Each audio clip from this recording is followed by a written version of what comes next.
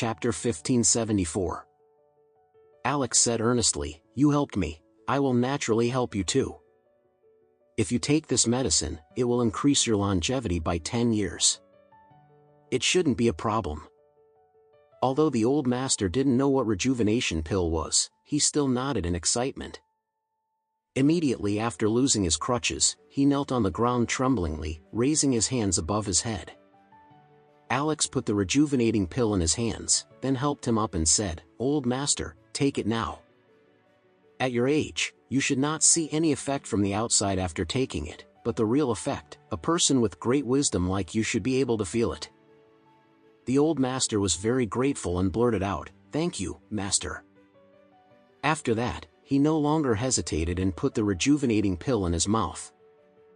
After that, the old master closed his eyes motionlessly for about a minute. A minute later, he opened his eyes, looked at Alex with tears in his eyes, knelt down again, and choked up in his mouth, "Master, this medicine is really a magical medicine. Thank you for your help." Alex said hurriedly, "Old master, you are an elder, why should you be so polite?" The old master said seriously, "In terms of fate, you are dragon and I am python. Whenever the python sees a dragon, I must bow my head. Even if it is a python that has been doing things for 1,000 years, must bow down when encountering a newly born young dragon. Just now there are too many people around, your identity would have leaked, and could not salute you immediately. I hope you can forgive me." Alex smiled and waved his hand, "These are just some statements, you don't have to care about it like this." The old master said very solemnly, "The more you believe in fate, the more you must follow the way of heaven and act in harmony with the sky. If I see you and not worship, it will be disrespectful.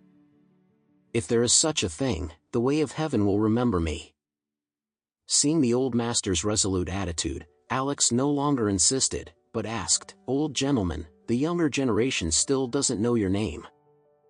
Is it convenient to disclose it?"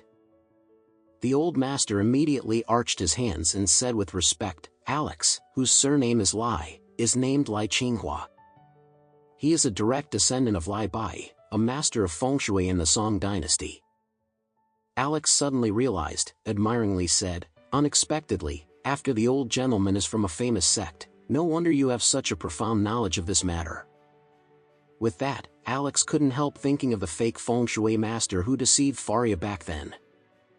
He also claimed to be a descendant of Lai Bai, but he had no real skills. However, the old master in front of him can master the art of divination. Even as far away as the United States, he can infer so many key issues. He is indeed a rare master. Thinking of this, Alex asked again, "Old master, why had you settled in the United States?"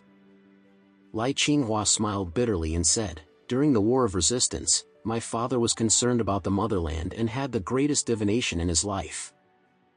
Although he calculated that Japan would never vanish, he also calculated that the Lai family would be destroyed, so he took his own at the expense of life. Breaking the game saved the lives of other people in our family, but the premise is that our family must travel across oceans. So in 1938, I buried my father, took my mother, younger siblings, and moved to the United States. Then I set up a family and started a business there. Later I thought about moving my family back.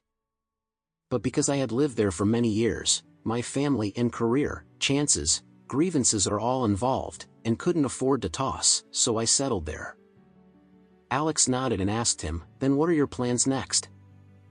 Lai Qinghua looked at the thousands of mountains, and said with a smile, "The descendants are all in the United States. I have been out for 4 years this time. They are so concerned. Since I have already gotten the opportunity of 10 years of life from you, I think about sealing it up."